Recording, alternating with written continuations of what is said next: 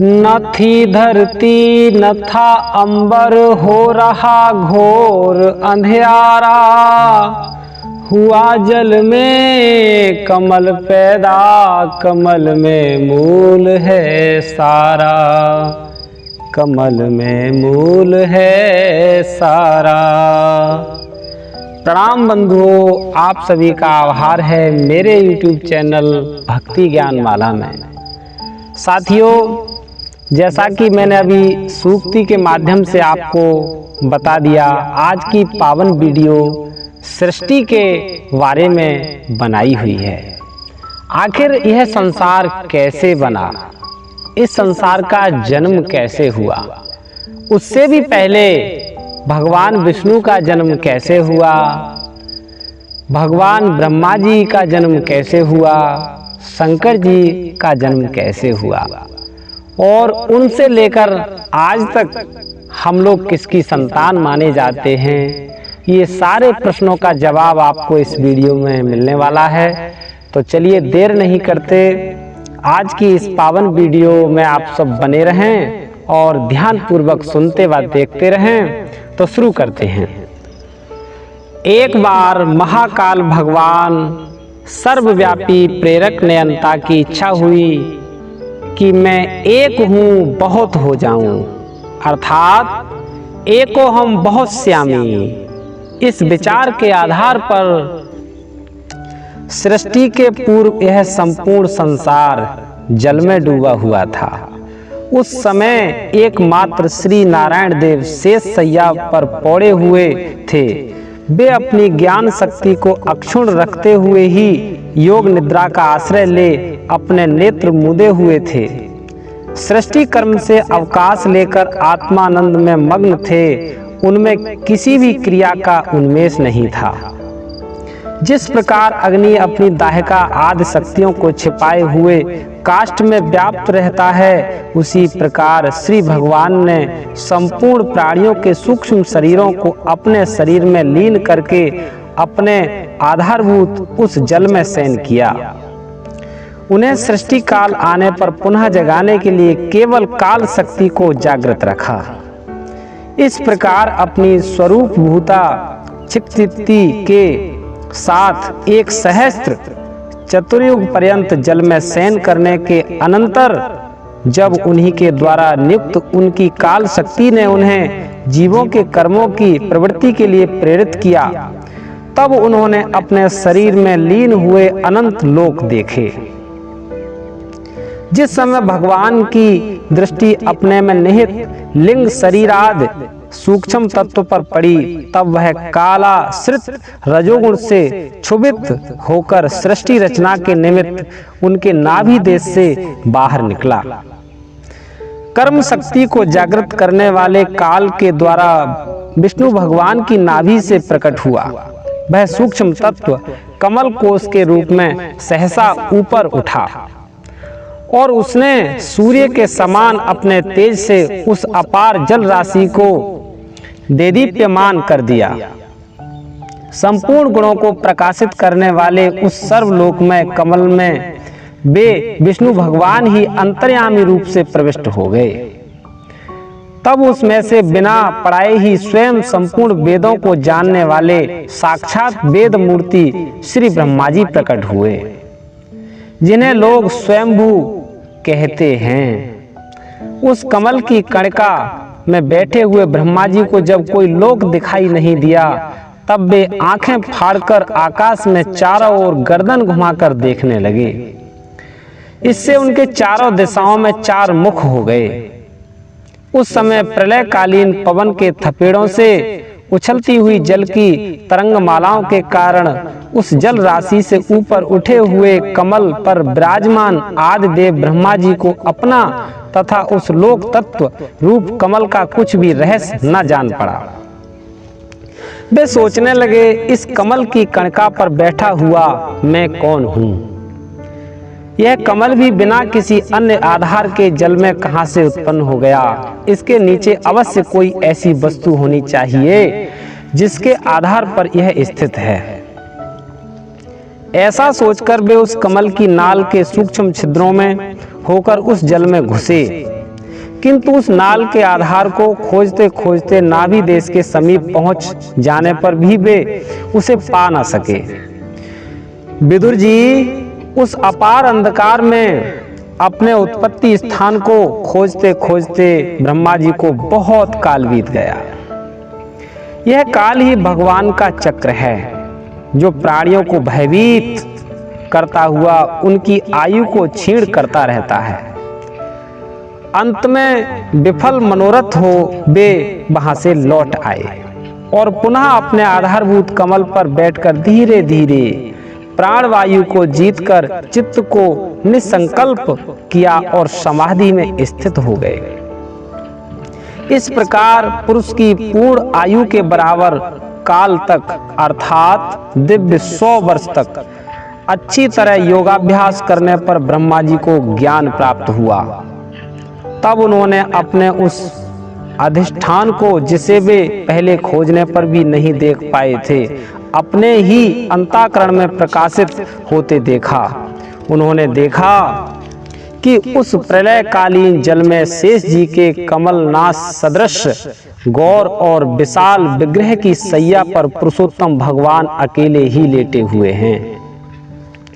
शेष जी के 10,000 फण छत्र के समान फैले हुए हैं। उनके मस्तकों पर किरीट शोभायमान हैं। उनमें जो मड़ियां जड़ी हुई हैं उनकी कांति से चारों ओर अंधकार दूर हो गया है। वे अपने श्याम शरीर की आभा से मरकत मणि के पर्वत की शोभा को लज्जित कर रहे हैं। उनकी कमर का पीतपट पर्वत के प्रांत में छाए हुए सायंकाल के पीले पीले चमकीले मेघों की आभा को मलिन कर रहा है। सिर पर सुशोभित स्वर्ण मुकुट स्वर्णमय शिखरों का मान मर्दन कर रहा है। उनकी वनमाला पर्वत के रत्न जलप्रपात औषधि और पुष्पों की शोभा को परास्त कर रही है। ब्रह्मा जी ने कहा, आज बहुत समय के बाद मैं आपको जान सका हूं। अहो, दुर्भाग्य की बात है कि देहधारी जीव आपके स्वरूप को नहीं जान पाए। आपके सिवा और कोई वस्तु है जो वस्तु प्रतीत होती है वह भी स्वरूपतः सत्य नहीं है, क्योंकि माया के गुणों के क्षुभित होने के कारण केवल आप ही अनेकों रूपों में प्रतीत हो रहे हैं। हे देव, आपकी चित्त शक्ति के प्रकाशित रहने के कारण अज्ञान आपसे सदा ही दूर रहता है। आपका यह रूप जिसके नाभि कमल से मैं प्रकट हुआ हूँ सैकड़ों अवतारों का मूल कारण है। इसे आपने सत्पुरुषों पर कृपा करने के लिए ही पहले प्रकट किया है। परमात्मन, आपका जो आनंद मात्र भेद रहित अखंड तेजोमय स्वरूप है उसे मैं इससे भिन्न नहीं समझता। इसलिए मैंने विश्व की रचना करने वाले होने पर भी विश्वातीत आपके इस अद्वितीय रूप की ही शरण ली है। यही संपूर्ण भूत और इंद्रियों का भी अधिष्ठान है। हे विश्व कल्याणमय, मैं आपका उपासक हूँ। आपने मेरे हित के लिए ही मुझे ध्यान में अपना यह रूप दिखलाया है। जो पापात्मा विषयासक्त जीव हैं वे ही इसका अनादर करते हैं। मैं तो आपको इसी रूप में बार बार नमस्कार करता हूँ। मेरे स्वामी, जो लोग वेद रूप वायु से लाई हुई आपके चरण रूप कमल कोश की गंध को अपने कर्णपुटों से ग्रहण करते हैं, उन अपने भक्त जनों के हृदय कमल से आप कभी दूर नहीं होते, क्योंकि वे पराभक्ति रूप डोरी से आपके पाद पद्मों को बांध लेते हैं। जब तक पुरुष आपके अभयप्रद चरण बिंदों का आश्रय नहीं लेता तभी तक उसे धन, घर और बंधु जनों के कारण प्राप्त होने वाले भय, शोक, लालसा, दीनता और अत्यंत लोभ आदि सताते हैं, और तभी तक उसे मैं और मेरेपन का दुराग्रह रहता है, जो दुख का एकमात्र कारण है। जो लोग सब प्रकार के अमंगल को नष्ट करने वाले आपके श्रवण कीर्तनाद प्रसंगों से इंद्रियों को हटाकर लेस मात्र विषय सुख के लिए दीन और मन ही मन लालायित होकर निरंतर दुष्कर्मों में लगे रहते हैं, उन बेचारों की बुद्धि देव ने हर ली है। अच्युत उर्क्रम इस प्रजा को भूख प्यास वात पित्त कफ सर्दी गर्मी हवा और वर्षा से परस्पर एक दूसरे से तथा कामाग्नि और दुसह क्रोध से बार बार कष्ट उठाते देखकर मेरा मन बड़ा खिन्न होता है। स्वामिन, जब तक मनुष्य इंद्रिय और विषय रूपी माया के प्रभाव से आपसे अनेकों भिन्न देखता है, तब तक उसके लिए इस संसार चक्र की निवृत्ति नहीं होती। यद्यपि यह मिथ्या है, तथापि कर्म फल भोग का क्षेत्र होने के कारण उसे नाना प्रकार के दुखों में डालता रहता है। श्री भगवान ने कहा, वेद गर्भ तुम विषाद के वशीभूत हो, आलस्य ना करो, सृष्टि रचना के उद्यम में तत्पर हो जाओ। तुम मुझसे जो कुछ चाहते हो उसे मैं तो पहले ही कर चुका हूं। तुम एक बार फिर तप करो और भागवत ज्ञान का अनुष्ठान करो। उनके द्वारा तुम सब लोगों को स्पष्टता अपने अंतःकरण में देखोगे। फिर भक्ति युक्त और समाहित चित्त होकर तुम संपूर्ण लोक और अपने में मुझको व्याप्त देखोगे तथा मुझ में संपूर्ण लोक और अपने आप को देखोगे। जिस समय जीव कष्ट में व्याप्त अग्नि के, जिस प्रकार जीव काष्ठ में व्याप्त अग्नि के समान समस्त भूतों में मुझे ही स्थित देखता है, उसी समय वह अपने अज्ञान रूप मल से मुक्त हो जाता है। जब वह अपने को भूत इंद्रिय गुण और अंतःकरण से रहित तथा स्वरूपतः मुझसे अभिन्न देखता है, तब मोक्ष पद प्राप्त कर लेता है। ब्रह्मा जी, नाना प्रकार के कर्म संस्कारों के अनुसार अनेक प्रकार की जीव सृष्टि रचने की इच्छा होने पर भी तुम्हारा चित्त मोहित नहीं होता, यह मेरी अतिशय कृपा ही फल है। तुम सबसे पहले मंत्र दृष्टा हो, प्रजा उत्पन्न करते समय भी तुम्हारा मन मुझ में ही लगा रहता है। इसी से पापमय रजोगुण तुमको बांध नहीं पाता। तुम मुझे भूत इंद्रिय गुण और अंतःकरण से रहित समझते हो। इसे जान पड़ता है कि यद्यपि देहधारी जीवों को मेरा ज्ञान होना बहुत कठिन है, तथापि तुमने मुझे जान लिया है। मेरा आश्रय कोई है या नहीं, इस संदेह से तुम कमल नाल के द्वारा जल में उसका मूल खोज रहे थे। सो मैंने तुम्हें अपना यह स्वरूप अंतःकरण में ही दिखलाया है। प्यारे ब्रह्मा जी, तुमने जो मेरी कथाओं के वैभव से युक्ति मेरी स्तुति की है और समस्त तपस्याओं जो तुम्हारी निष्ठा है, वह मेरी ही कृपा का फल है। लोक रचना इच्छा से तुमने सगुण प्रतीत होने पर भी जो निर्गुण रूप से मेरा वर्णन करते हुए स्तुति की है, उससे मैं बहुत प्रसन्न हूँ। तुम्हारा कल्याण हो। मैं समस्त कामनाओं और मनोरथों को पूर्ण करने में समर्थ हूँ। जो पुरुष नित्य प्रति इस स्रोत द्वारा स्तुति करके मेरा भजन करेगा, उस पर मैं शीघ्र ही प्रसन्न हो जाऊंगा। इस प्रकार ब्रह्मा जी ने अनेक प्रकार से आज भगवान विष्णु की स्तुति की। उसके बाद विदुर जी ने कहा, मुनिवर, भगवान नारायण के अंतर्ध्यान हो जाने पर संपूर्ण लोकों के पितामह ब्रह्मा जी ने अपने देह और मन से कितने प्रकार की सृष्टि उत्पन्न की।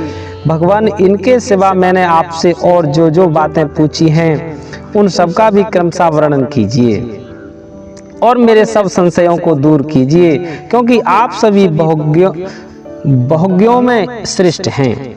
सूत जी कहते हैं, सौनक जी, विदुर जी के इस प्रकार पूछने पर मुनिवर मैत्रेय जी बड़े प्रसन्न हुए और अपने हृदय में स्थित उन प्रश्नों का इस प्रकार उत्तर देने लगे। श्री मैत्रेय जी ने कहा, अजन्मा भगवान श्री हरि ने जैसा कहा था, ब्रह्मा जी ने भी उसी प्रकार चित्त को अपने आत्मा श्री नारायण में लगाकर 100 दिव्य वर्षों तक तप किया।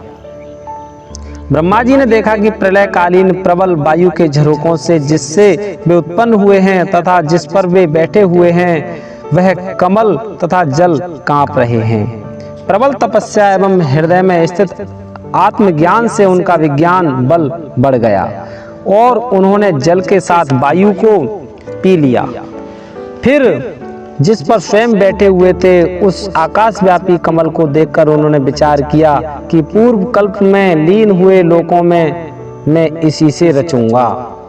तब भगवान के द्वारा सृष्टि में नियुक्त ब्रह्मा जी उस कमल कोश में प्रवेश किया और उस एक के ही भू भुवा स्वा ये 3 भाग किए। यद्यपि वह कमल इतना बड़ा था कि उसके 14 भुवन या इससे भी अधिक लोकों के रूप में भाग किए जा सकते थे। जीवों के भोग स्थान के रूप में इन्हीं 3 लोकों का शास्त्रों में वर्णन हुआ है। जो निष्काम कर्म करने वाले हैं उन्हें महा तपा जना और सत्यलोक ब्रह्मलोक की प्राप्ति होती है। विदुर जी ने कहा, ब्राह्मण, आपने अद्भुत कर्मा विश्वरूप श्रीहर जिस काल नामक शक्ति की बात कही थी, प्रभु उसका कृपया विस्तार पूर्वक वर्णन कीजिए। श्री मैत्रेय जी ने कहा, विषयों का रूपांतर ही काल का आकार है। स्वयं तो वह निर्विशेष अनाद और अनंत है। उसी को निमित्त बनाकर भगवान खेल खेल में अपने आप को ही सृष्टि के रूप में प्रकट कर देते हैं।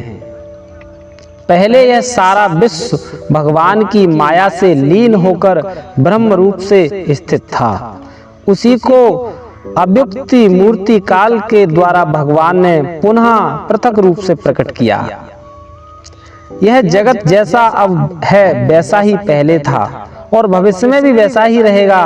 इसकी सृष्टि 9 प्रकार की होती है तथा प्राकृतिक वैकृत भेद से एक 10वीं सृष्टि और भी है और इसका प्रलय काल द्रव्य तथा गुणों के द्वारा 3 प्रकार से होता है। अब पहले मैं 10 प्रकार की सृष्टि का वर्णन करता हूँ। पहली सृष्टि महत्व तत्व की है। भगवान की प्रेरणा से सत्वाद गुणों में विषमता होना ही इसका स्वरूप है। दूसरी सृष्टि अहंकार की है, जिसमें पृथ्वी आदि पंचभूत एवं ज्ञानेंद्रिय और कर्मेंद्रियों की उत्पत्ति होती है। तीसरी सृष्टि भूत सर्ग है, जिसमें पंच महाभूतों को उत्पन्न करने वाला तन्मात्र वर्ग रहता है। चौथी सृष्टि इंद्रियों की है, यह ज्ञान और क्रिया शक्ति से संपन्न होती है। पांचवी सृष्टि सात्विक अहंकार से उत्पन्न हुए इंद्रिय अधिष्ठाता देवताओं की है। मन भी इसी सृष्टि के अंतर्गत है। छठी सृष्टि अविद्या की है। इसमें तामसिक अंध मिश्र तम मोह और महामोह ये 5 गांठें हैं। यह जीवों की बुद्धि का आवरण और विक्षेप करने वाली है। ये 6 प्राकृतिक सृष्टियां हैं। अब वैकृत सृष्टियों का भी वर्णन शुरू। जो भगवान अपना चिंतन करने वालों के समस्त दुखों को हर लेते हैं। यह सारी लीला उन्हीं श्रीहरि की है। वे ही ब्रह्मा के रूप में रजोगुण को स्वीकार करके जगत की रचना करते हैं। 6 प्रकार की प्राकृतिक सृष्टियों के बाद 7वीं प्रधान वैकृत सृष्टि इन 6 प्रकार के स्थावर वृक्षों की होती है। वनस्पति, औषधि, लता, त्वक्सार, विरुद्ध और द्रुम, इनका संचार नीचे से ऊपर की ओर होता है। इनमें प्रायः ज्ञान शक्ति प्रकट नहीं रहती। ये भीतर ही भीतर केवल स्पर्श का अनुभव करते हैं तथा इनमें प्रत्येक में कोई विशेष गुण रहता है। 8वीं सृष्टि त्रययोगिनियों पशु पक्षियों की है। वह 28 प्रकार की मानी गई है। इन्हें काल का ज्ञान नहीं होता। तमोगुण की अधिकता के कारण ये केवल खाना पीना, मैथुन करना, सोना आदि ही जानते हैं। इन्हें सूंघने मात्र से वस्तुओं का ज्ञान हो जाता है। इनके हृदय में विचार शक्ति या दूरदर्शिता नहीं होती। साधु श्रेष्ठ इन त्रिकों में गौ, बकरा, भैंसा, कृष्ण मृग, सुअर, नील गाय, रुरु नाम का मृग, भेड़, ऊंट, ये दिसफ 2 खुरों वाले पशु कहलाते हैं। गधा, घोड़ा, खच्चर, गौ, मृग, सरफ और चमरी ये एक रसफ 1 खुर वाले हैं। अब 5 नख वाले पशु पक्षियों के नाम सुनो। कुत्ता, गीदड़, भेड़िया, बाघ, बिलाव, खरगोश, शाही सिंह, बंदर, हाथी, कछुआ, गोह और मगर आदि हैं। कंक यानी बगुला, गिद्ध, बटेर, बाज, भास, भल्लूक, मोर, हंस, सारस, चकवा, कौवा और उल्लू आदि उड़ने वाले जीव पक्षी कहलाते हैं। विदुर जी, नवी सृष्टि मनुष्यों की है। यह एक ही प्रकार की है। इसके आहार का प्रवाह मुंह अर्थात ऊपर से नीचे की ओर होता है। मनुष्य रजोगुण प्रधान, कर्म परायण और दुख रूप विषयों में ही सुख मानने वाले होते हैं। स्थावर, पशु, पक्षी और मनुष्य ये तीनों प्रकार की सृष्टियां तथा आगे कहा जाने वाला देवसर्ग वैकृत सृष्टि है तथा जो महत्व रूप वैकारिक देवसर्ग है उसकी गणना पहले प्राकृत सृष्टि में की जा चुकी है। इनके अतिरिक्त सनत कुमार आदि ऋषियों जो कौमार सर्ग है वह प्राकृतिक वैकृत दोनों प्रकार का है। देवता, पितर, असुर, गंधर्व, अप्सरा, यक्ष, राक्षस, सिद्ध, चारण, विद्यावर, भूत, प्रेत, पिशाच और किन्नर, किम पुरुष, अश्वमुख आदि भेद से देव सृष्टि 8 प्रकार की है। विदुर जी, इस प्रकार जगत कर्ता ब्रह्मा जी की रची हुई यह 10 प्रकार की सृष्टि मैंने तुमसे कही। अब आगे मैं वंश और मनवंतरे आदि का वर्णन करूंगा। इस प्रकार सृष्टि करने वाले सत्य संकल्प भगवान हरि ही ब्रह्मा के रूप से प्रत्येक कल्प के आदि में रजोगुण से व्याप्त होकर स्वयं ही जगत के रूप में अपनी ही रचना करते हैं। सृष्टि का विस्तार। श्री मैत्रेय जी ने कहा, विदुर जी, यहाँ तक मैंने आपको भगवान की काल रूप महिमा सुनाई। अब जिस प्रकार भगवान ब्रह्मा जी ने जगत की रचना की वह सुनिए। सबसे पहले उन्होंने अज्ञान की 5 प्रवृत्तियां अविद्या, मोह, अस्मिता, महामोह, राग, तामसिक, द्वेष और अंधतामिष्ठ अभिनिवेश रची। किंतु इस अत्यंत पापमय सृष्टि को देखकर उन्हें प्रसन्नता नहीं हुई। तब उन्होंने अपने मन को भगवान के ध्यान में पवित्र कर उससे दूसरी सृष्टि रची। इस प्रकार अर्थात इस बार ब्रह्मा जी ने सनक, सनंदन, सनातन और सनत कुमार ये 4 निवृत्ति प्रायण ऊर्ध्वरेता मुनि उत्पन्न किए। अपने इन पुत्रों से ब्रह्मा जी ने कहा, पुत्रों, तुम लोग सृष्टि उत्पन्न करो। किंतु वे जन्म से ही मोक्ष मार्ग का अनुसरण करने वाले और भगवान के ध्यान में तत्पर थे, इसलिए उन्होंने ऐसा करना नहीं चाहा। जब ब्रह्मा जी ने देखा कि मेरी आज्ञा न मानकर ये मेरे पुत्र मेरा तिरस्कार कर रहे हैं, तब उन्हें असह्य क्रोध हुआ। उन्होंने उसे रोकने का प्रयत्न किया, किंतु बुद्धि द्वारा उनके बहुत रोकने पर वह क्रोध तत्काल प्रजापति की भौहों के बीच में से एक नील लोहित अर्थात नीले और लाल रंग के बालक के रूप में प्रकट हो गया। वे देवताओं के पूर्वज भगवान भव रुद्र रो रो कर कहने लगे, जगत पिता विधाता, मेरे नाम और रहने का स्थान बतलाइए। तब कमल योनि भगवान ब्रह्मा ने उस बालक की प्रार्थना पूर्ण करने के लिए मधुर वाणी में कहा, रो मत, मैं अभी तुम्हारी इच्छा पूरी करता हूँ। देवश्रेष्ठ, तुम जन्म लेते ही बालक के समान फूट फूट कर रोने लगे, इसलिए प्रजा तुम्हें रुद्र नाम से पुकारेगी। तुम्हारे रहने के लिए मैंने पहले से ही हृदय, इंद्रिय, प्राण, आकाश, वायु, अग्नि, जल, पृथ्वी, सूर्य, चंद्रमा और तप ये स्थान रच दिए हैं। तुम्हारे नाम मन्यु, मनु, महनस, महान, शिव, ऋतध्वज, उग्ररेता, भव, काल, वामदेव और धृतव्रत होंगे तथा घी, वृत्ति, उष्णा, उमा, न्युत, सर्प, इला, अंबिका, इरावती, सुधा और दीक्षा ये 11 रुद्राणियां तुम्हारी पत्नियां होंगी। तुम उपयुक्त नाम, स्थान और स्त्रियों को स्वीकार करो और इनके द्वारा बहुत सी प्रजा उत्पन्न करो, क्योंकि तुम प्रजापति हो। लोकपिता ब्रह्मा जी से ऐसी आज्ञा पाकर भगवान नील लोहित बल, आकार और स्वभाव में अपने ही जैसी प्रजा उत्पन्न करने लगे। भगवान रुद्र के द्वारा उत्पन्न हुए उन रुद्रों को असंख्य यूथ बनाकर सारे संसार को भक्षण करते देख ब्रह्मा जी को बड़ी शंका हुई।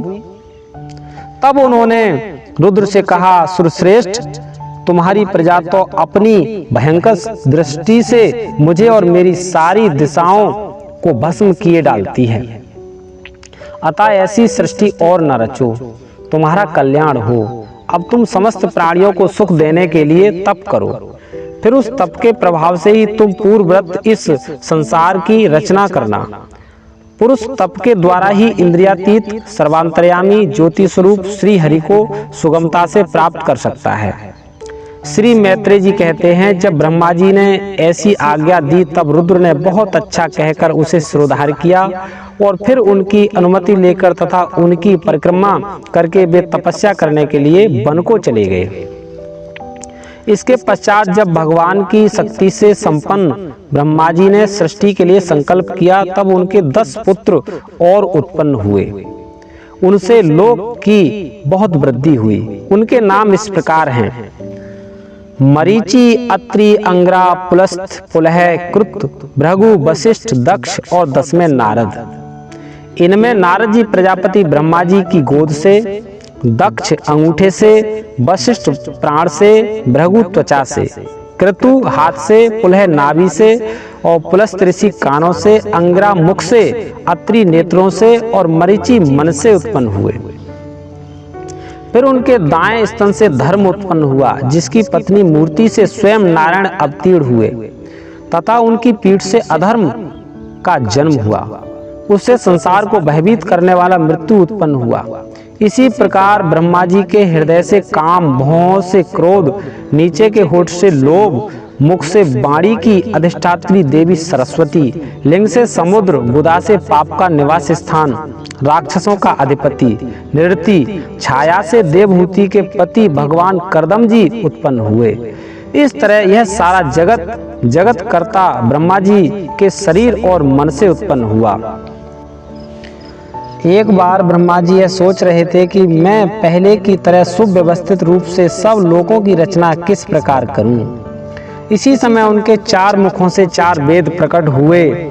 इनके सिवा उपवेद, न्याय शास्त्र, होता, उद्गाता, अर्ध्यु और ब्रह्मा, इन 4 ऋतज्ञों के कर्म यज्ञों का विस्तार, धर्म के 4 चरण और चारों आश्रम तथा उनकी प्रवृत्तियां, ये सब ब्रह्मा जी के मुखों से ही उत्पन्न हुए। विदुर जी ने कहा, हे तपोधन, आगे विश्व रचयिताओं के स्वामी श्री ब्रह्मा जी ने इस संसार को कैसे आगे बढ़ाया, ये भी कुछ और बताइए। तो कहने लगे, ब्रह्मा जी के हृदय आकाश से ओंकार प्रकट हुआ, अर्थात उनके हृदय आकाश से ओंकार प्रकट हुआ।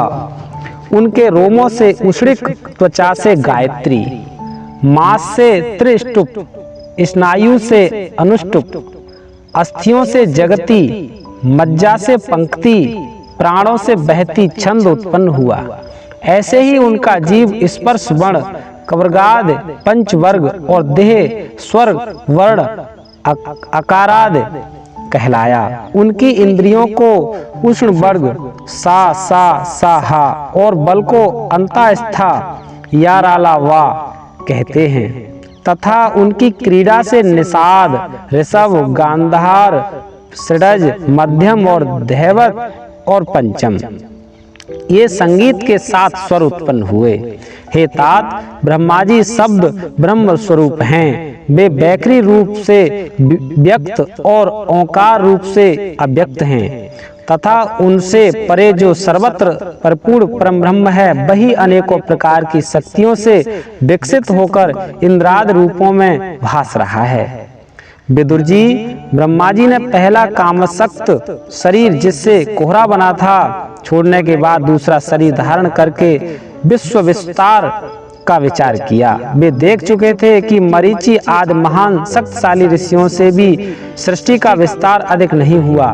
अतः वे मन ही मन पुनः चिंता करने लगे, अहो बड़ा आश्चर्य है, मेरे निरंतर प्रयत्न करने पर भी प्रजा की वृद्धि नहीं हो रही है। मालूम होता है इसमें देव ही कुछ विघ्न डाल रहा है।